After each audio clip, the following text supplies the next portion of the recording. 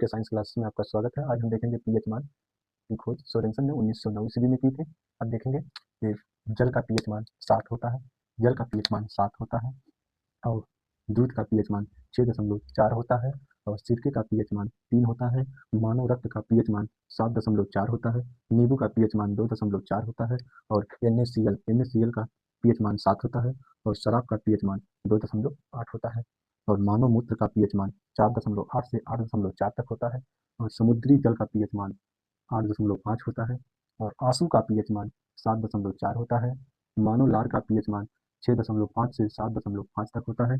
टमाटर का पीएच मान 4.5 होता है और अमोनिया का पीएच मान 11.0 होता है।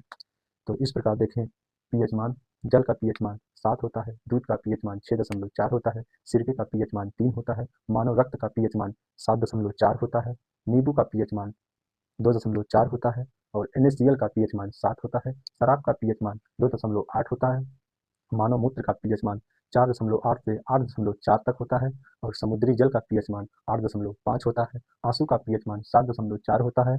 मानव लार का पीएच मान होता है 6.5 से 7.5 होता है और टमाटर का पीएच मान 4.5 होता है और अमोनिया का पीएच मान 11 होता है। धन्यवाद।